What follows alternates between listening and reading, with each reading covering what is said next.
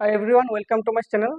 I hope all of you are doing really well. So this is our last lecture from the cell biology topic on class 9 syllabus. So in this video we are going to perform the structure of nucleus, mitochondria, plasmid and many more. So please stay tuned with the video. If you like the channel, please subscribe the channel and please do not forget to like, share and subscribe. Thank you very much. चलो भाई, आज पहले हम यूकोटिक cell की जो पहले मेरा जो पहला दो वीडियो था, एक था प्रोक्योटिक सेल के ऊपर, शायद आपने देखा होगा, दूसरा था यूकोटिक सेल के ऊपर. So this is our third lecture on that particular chapter. So today we are going to start with a special organelle, one of my favorite organelle, that is mitochondria. So we are going to start with mitochondria. Mitochondria. Mitochondria are called the powerhouse of the cell. Very important question first of all. Mitochondria called the powerhouse of the cell. Why powerhouse? Because it generates power for the body. Sir, what does it mean by power? It's mean electricity or something else? No, sir. The power for the body is the ATP.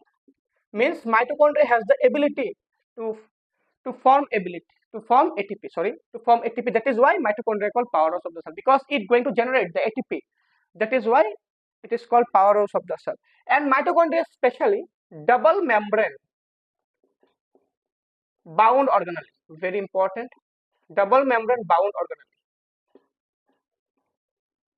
Biology has some basic phenomena, sir. Whenever you will get double membrane bound organelle, so something between that, the particular double membrane has to be present, and that particular space is called such as perimitochondrial space, periplastidial space, perinuclear space, according to the name of the organelle. So mitochondria is basically present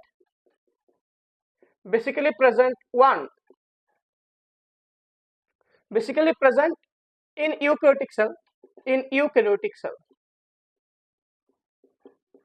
यूकोटिक cell मैंने आपको बताया था, जब prokaryotic cell के अंदर mitochondria जो function it should be occupied by mesosome. आपको पता है शायद प्रोकैरियोटिक सेल के अंदर मेसोसोम ही माइटोकॉन्ड्रिया का काम करते हैं भाई. चलो,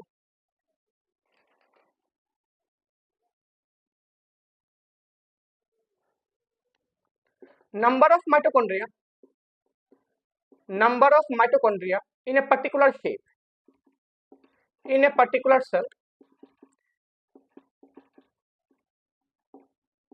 vary according to the function. भाई, जिस सेल की जितनी फंक्शन होगा उसके हिसाब से उस सेल में माइटोकॉन्ड्रिया का नंबर चलाएगा. ज्यादा भी हो सकता है, कम भी हो सकता है. चलो, vary according to the function of the cell.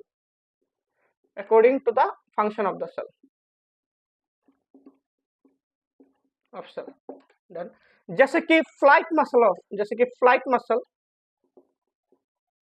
Of birds, उनमें सर बहुत माइटोकॉन्ड्रिया पाया जाता है. माइटोकॉन्ड्रिया बहुत हाई मिलता है सर उनमें. बर्ड्स के जो फ्लाइट मसल होंगे ना, उनमें सर बहुत ज्यादा मात्रा में माइटोकॉन्ड्रिया मिलता है सर. और जैसे कि न्यूक्लियस, उसमें माइटोकॉन्ड्रिया नहीं है भाई, माइटोकॉन्ड्रिया एब्सेंट. अगर क्वेश्चन चला यार, mention one particular cell in which there is no mitochondria, then answer should be nucleus. चलो भाई सर, नेक्स्ट हम चले जाते हैं माइटोकॉन्ड्रिया के स्ट्रक्चर पर. देख लो अच्छे से वाला स्टार्ट सर.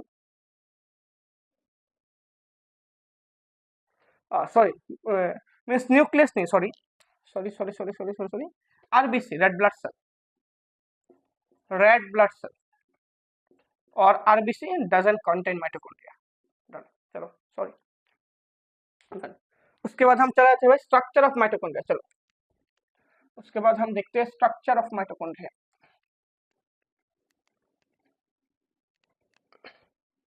चलो भाई, स्ट्रक्चर ऑफ माइटोकॉन्ड्रिया.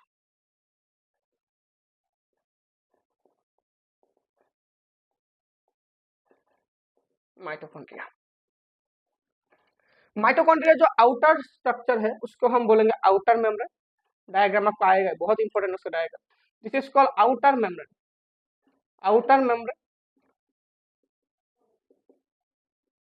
एंड उसके बाद का जो स्ट्रक्चर है उसको हम बोलेंगे inner membrane.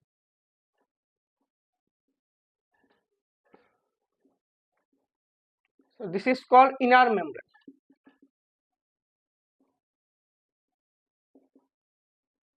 And the gap between outer membrane and inner membrane known as, and this gap, the gap between outer and inner membrane known as perimitochondrial space. Very very important, sir. It is known as perimitochondrial space.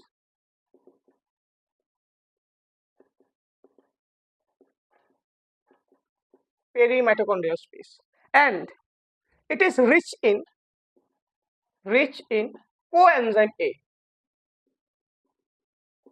उसमें बहुत सारा भाई coenzyme होते हैं and H plus ion, and H plus coenzyme and H plus से बहुत भरा हुआ रहता है भाई, rich in coenzyme and H plus ion.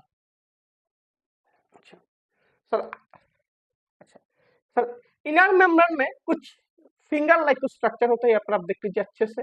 Inner membrane contains some finger like structure, this finger like structure known as cristae, very very important. Inner membrane no contains a finger-like structure. These structure are known as cristia. So inner membrane contains some finger-like structure.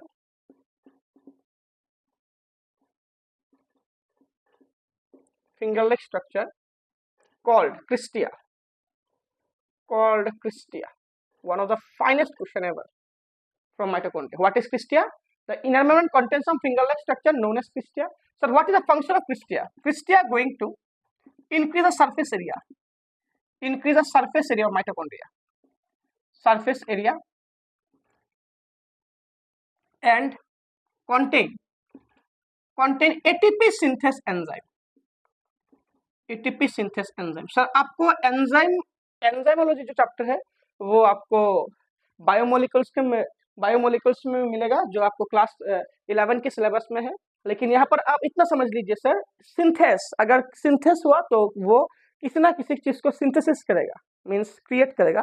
So ATP synthase enzyme का नाम, जिसका एक ही function है sir ATP बनाना, तो क्या करेगा sir, because it contain ATP synthase and form ATP. Sir यहाँ पर से कुछ इस तरह से कुछ एटीपी के कुछ these are ATP synthase enzyme, these are ATP synthase enzyme.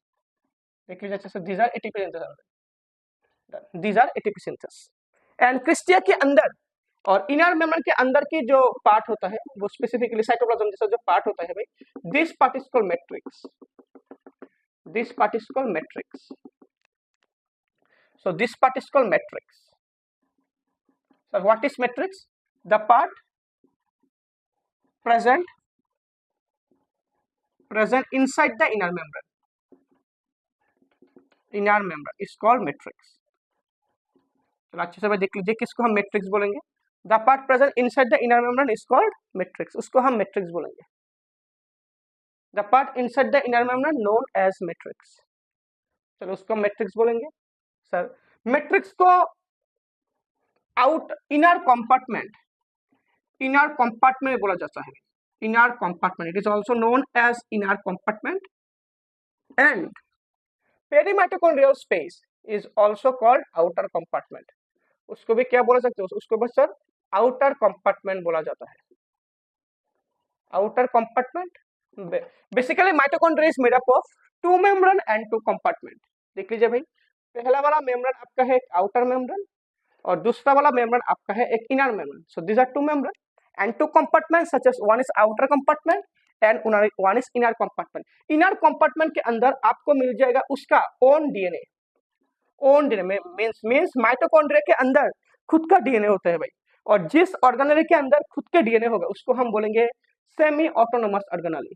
So mitochondria contains its own DNA, that is why called semi autonomous organelle,